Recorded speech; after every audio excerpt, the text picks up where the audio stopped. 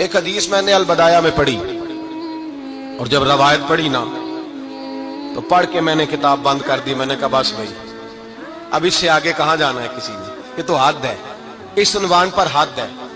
حضرت انس بن مالک حدیث کے راوی, میری طرف دیکھیے گا, حضرت انس بن مالک حدیث کے راوی ہیں, توجہ کرنا. کہتے ہیں ایک بی بی حضور کے پاس آئی, اپنا علاقہ چھوڑ آئی, آ کے کھڑی ہوئی تو اس نے کہا حضور میں خاندان بھی چھوڑ آئی ہوں, سسرال بھی, میکا بھی, ننیال بھی, ددیال بھی, میں ہر ایک کو چھوڑ آئی ہوں.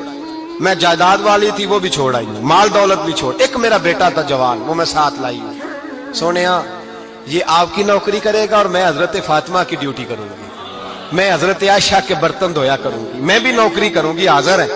فرماتے ہیں رسول پاک نے بچہ اصحاب صفہ میں رکھ لیا, اصحاب صفہ میں, اور بی بی کو نبی پاک صلی اللہ علیہ وسلم نے عورتوں کے ساتھ متعین کیا. حضرت انس کہتے ہیں وہ نوجوان بڑا پیارا, بڑا میٹھا, بڑا دھیما, بڑا وفاشار, وہ سبق اچھی طرح یاد کرتا, وہ نماز دلچسپی سے پڑھتا, وہ حضور کی باتوں کو غور سے سنتا, وہ رسیلا, وہ سنجیدہ, وہ کم گو, وہ میٹھا, وہ پیارا.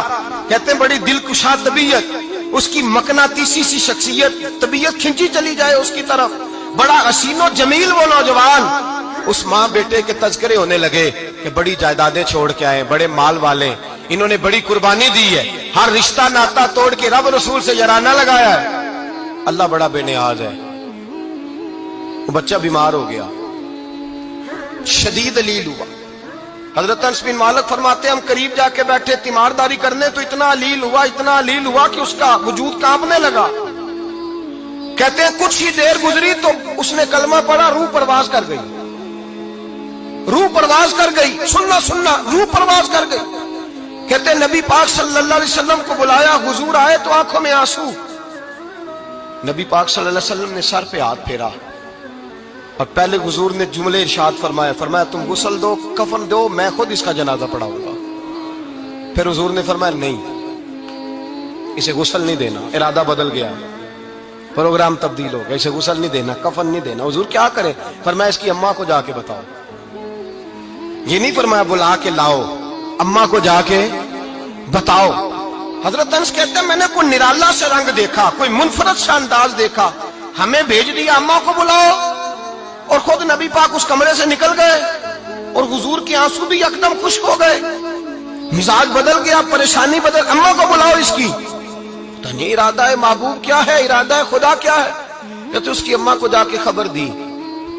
تو ماں کو تو بس کوئی اتنا بتا دے کہ بیٹا سائیکل سے گر گیا ہے, سائیکل سے گر گیا ہے.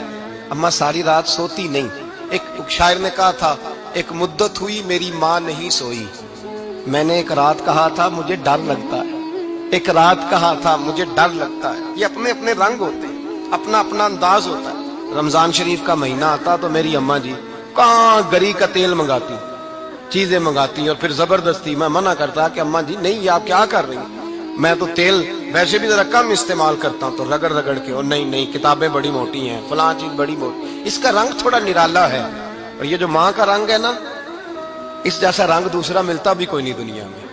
یہ اپنی مثال آپ ہی ہے. اماں کو کہا تیرا بیٹا, اماں ذرا دوڑی, گری, پھر اٹھی, پھر گری, پھر اٹھی, پھر گری, روتی ہوئی آئی.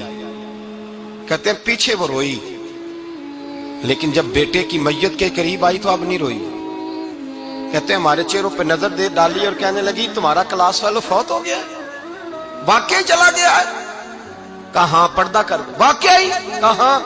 کہتے ہیں اماں نا زمین پہ بیٹھی اور پہلے اس نے بیٹے کے پیر اٹھا کے چومے, پھر سینے پہ رکھے, پھر وہاں سے اٹھی اور ادھر آئی, سر سجدے میں رکھا اور دونوں ہاتھ اٹھا کے کہنے لگی اے اللہ میں دولت کے لیے ایمان نہیں لائی تھی, اے اللہ میں جائیدادوں کے لیے کلمہ نہیں پڑھا تھا, مولا میں تیری بارگاہ میں آئی تھی تو میں تیرے اور تیرے رسول کو مان کر آئی تھی.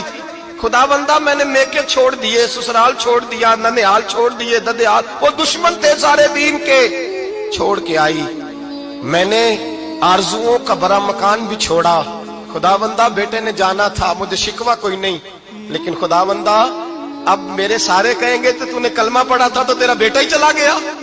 اے اللہ کی اگر تو نے دل مسلم کی دل جوئی نہیں, تانا دیں گے بت کے مسلم کا خدا کوئی نہیں.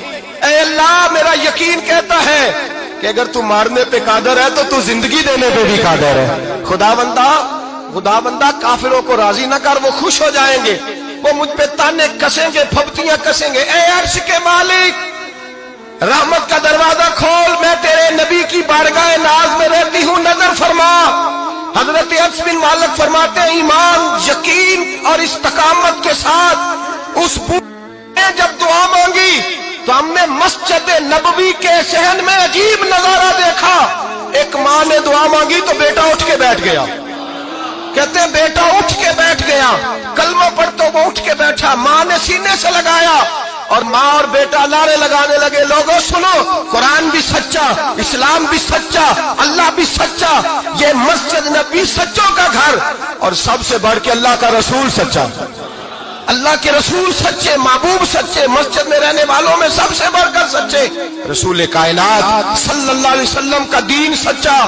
फरमाते रसूल पाक को खबर दी तो महबूब ने मुस्कुरा के फरमाया, मेरे रब की ताकतें बड़ी ज्यादा है। इन्नल्लाह अला कुल्लि शैइन कदीर, अल्लाह की ताकत बड़ी है। ईमान था, यकीन, इस्तकामत, बच्चा उठ के बैठ गया।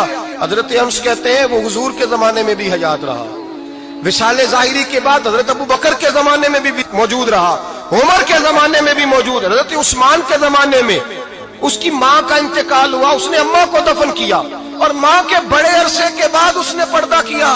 जब हम उसकी तरफ देखते थे ना, देखते उसकी तरफ थे, पर हमें उसकी अम्मा का ईमान याद आ जाता था, हमें यकीन, ओ भाई कभी तूने रब करीम की बारगाह में सर सजदे में रख के मांगा ही नहीं, तू कभी आया ही नहीं, वरना उसके दरवाजे से कोई खाली जा सकता, सवाल ही नहीं पैदा होता, कोई खाली जाए, कोई जाता ही नहीं, वो भेजता ही नहीं, उसका अंदाज ही नहीं, उसका ये करीमाना अंदाज ही नहीं, वो भेजता ही नहीं, वो तो नवाज